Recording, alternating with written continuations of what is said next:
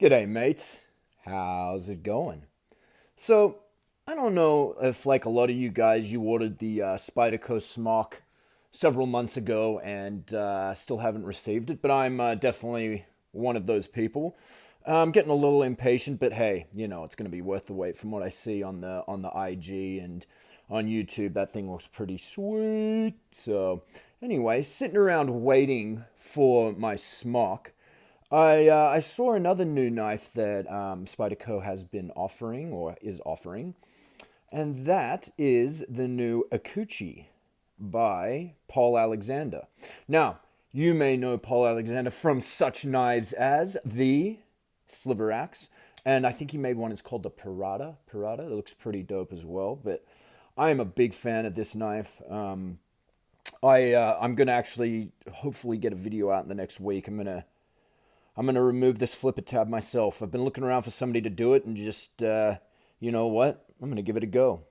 I'm pretty handy, so I'm gonna get the Dremel out and remove this flipper tab. So, hold for that video. But anyway, so this is another Paul Alexander knife, and I saw this one, and I just was like, okay, I got to check this thing out. I really like it, so I like the look of it. Just a full disclosure, this is not an unboxing. I have opened this before, but I wanted to show you something, guys, that I really like about Spyderco.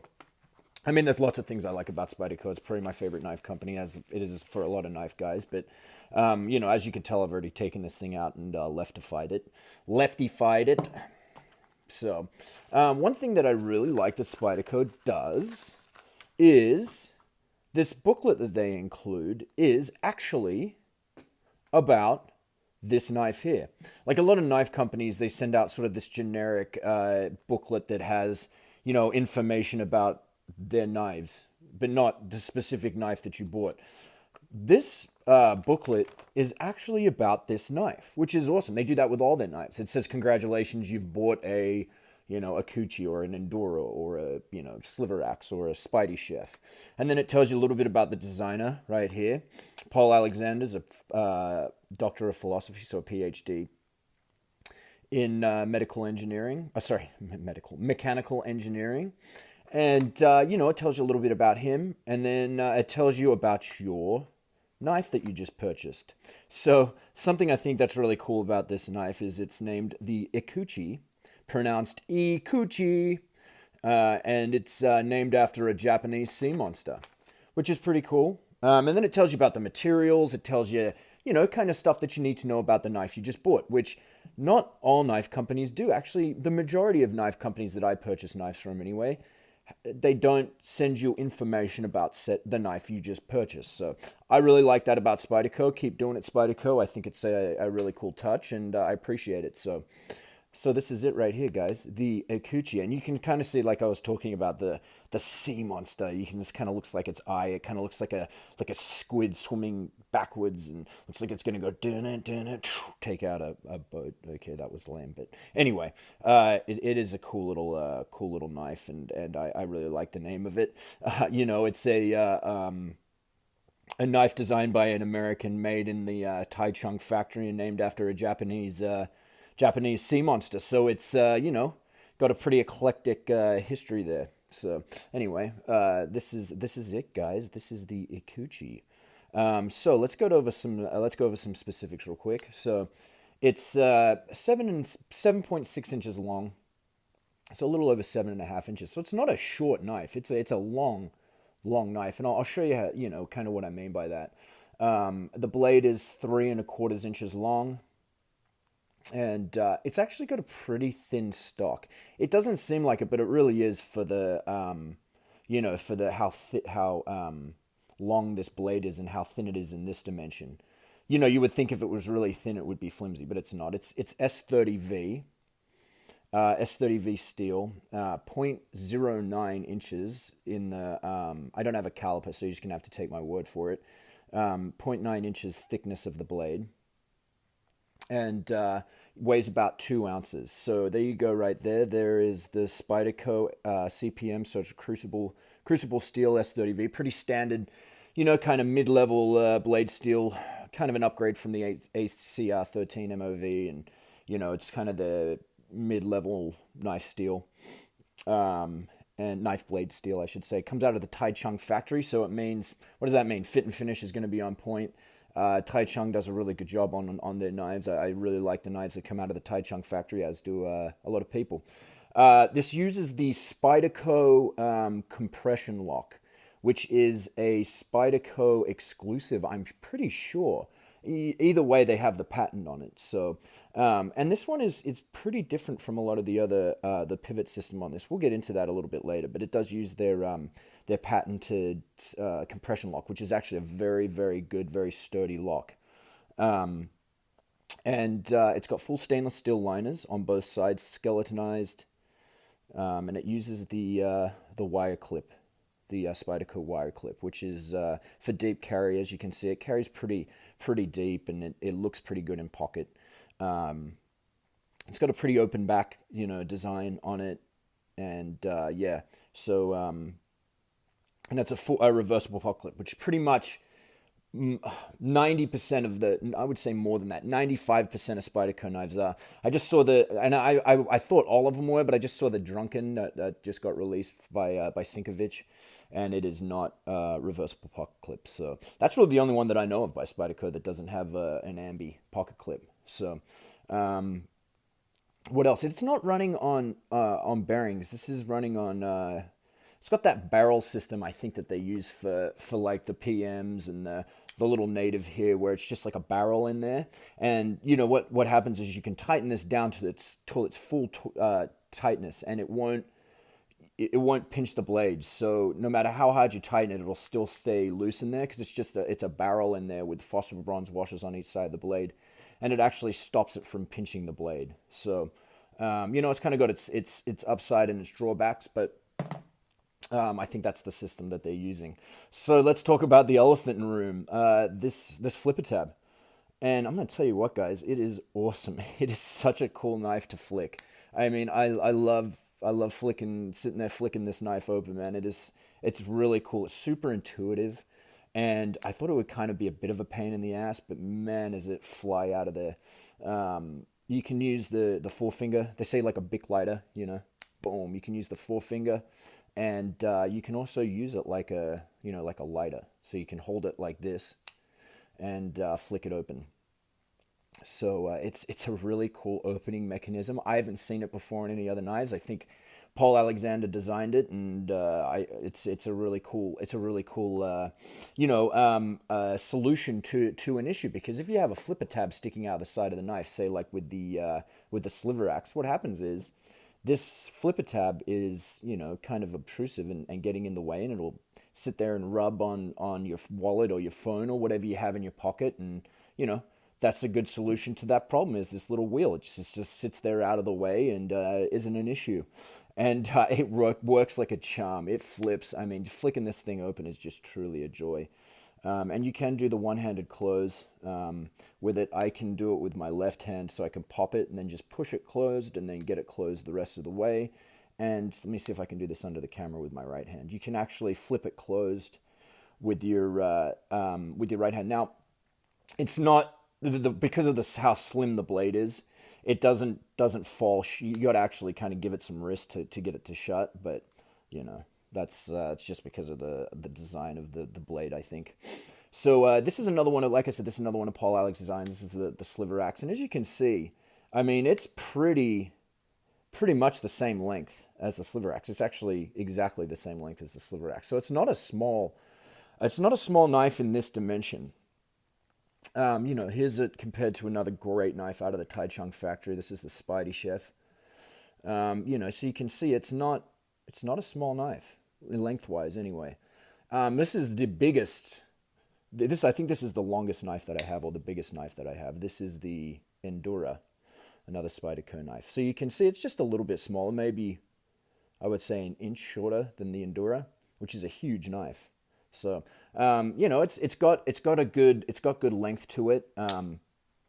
So I looked at it, and what I really liked, a knife that I really, really liked, but it's not an ambidextrous knife, so I ended up selling it. But it was the Sinkovich 0460 by ZT. It's kind of got the same upswept kind of tip on it, super sharp, just like this. with a nice high flat grind. It reminded me a lot of that, but it has the dual pocket clip, the ambi pocket clip. So you know what, I got this guy as a replacement, and I can't tell you how pleased I am with it. So one thing that Tai Chung does really well is their quality control, their fit and finish. And one thing you can really tell is by the sharpened bevel on the blade. It is always super even, and that's not always the case with knives. And if anybody who's watched any of my other videos knows that that's the first thing I look at a knife. When I pull it out, I check how sharp it is, and I check the sharpened bevel to see how even it is, which I think it should be, just about perfect. I mean, if a lot of them are hand ground coming out of the factory, and if you're going to be hand grinding, knife blades, you should be really good at your job, which isn't always the case. So this guy right here, it's a great knife. I really like it, but when I got it, man, and it still is, I haven't fixed it yet, but you can see, check out that bevel there. Let's see if I can get that a little closer. Check out that bevel there, and then check out that. I mean, it's literally about 50% bigger on this side. Very uneven. And you can tell really well right there from that shot just how uneven it is. Bugs the crap out of me. I mean, this thing was super sharp, but that I can fix it, but I shouldn't have to. You shouldn't have to. First thing you do, you shouldn't have to sharpen a knife. I don't sharpen my knives when I get them unless they're dull. But if that's the case, I generally send them back. Knives shouldn't become dull. I mean, honestly, that's the most important part of the knife is the blade, in my opinion. And if it comes dull and the first thing you have to do is sharpen it, they didn't do a good job at the factory of making the knife correctly. So, in my opinion, it's a flaw, and it's it's a defect. If a blade is dull out of the factory, it's a defect, and you shouldn't be selling them like that. So when I first got this thing, I was looking at it going, what the heck is up with that hole? See the hole that goes all the way through there? Thought it may be just for design, but it actually is a place you can put your thumb and even your middle finger when you flip it open. It's just a place to, and it actually works really well. It gives your thumb a place to rest, and I don't know if that's the reasoning behind that hole there, but it seems to hold true. When you get it, you'll notice that that works really well for that purpose. As you can tell, there's no jimping on the top, but it actually feels really good in hand, just like I was saying, because of how long it is and the size of the knife and how thick this dimension is here on this thing. It actually feels really good in hand. It's got G10 scales with like a carbon fiber laminate on it, which they do with some of the knives. It's the same with the sliver axis. It's the exact same thing. Excuse me. And it feels really good in the hand. It does. It fills out the hand. For how thin this knife is, it actually feels really good. You can rest your thumb right there if you need a place, but it feels so good. For how skinny this knife is, it feels really good. There's a little jimping on this underside here, I'm assuming, for your forefinger here, but it actually feels really, really good in hand. Slight hot spot from the pocket clip, which is an issue with these wire pocket clips, but that's just the nature of this pocket clip. I still love it. It's still one of my favorite pocket clips, as it is for a lot of people. But like I said, it feels really, really good in hand. For how skinny this thing is, it fills the hand. And it's, plenty long enough too. That was one issue I had with the Sinkovich, the 0460, was the fact that it's not a really neutral handle like this one is. It comes down in curves at the bottom here like this. So you get three fingers in this kind of curve, and then your pinky kind of rests on the end, which I didn't mind. It still was pretty comfortable for my hand, but I heard that's the complaint had guys with larger hands. If you got a big old set of paws, it wasn't super comfortable in your hand. That's one issue that this knife does not have. It's a super, super neutral handle. Feels really good. Came razor sharp out of the box. I mean, this thing was sharp, super sharp point, really sharp blade. And for all us knife guys out there who want sharpening choils on Spydercos, there you go. Sharpening choil. Beauty. And they hit it too. They got right up to a little bit of a knob there, I guess. A little bit of a notch, but not too bad. So anyway, guys, this is the IKUCHI. I absolutely love it so far. I don't have many knives on my channel that I don't love. That's because they're the ones that I keep. I'll try and find one that I don't like, so not all my reviews are positive. I gotta get a couple negative reviews, right, guys? Anyway, this guy I'm absolutely digging. It just disappears into your pocket. Absolute joy to use. Feels great to flick open. That wheel flipper that they have is just, it's a great flipper tab. It's not a heavy use knife, guys.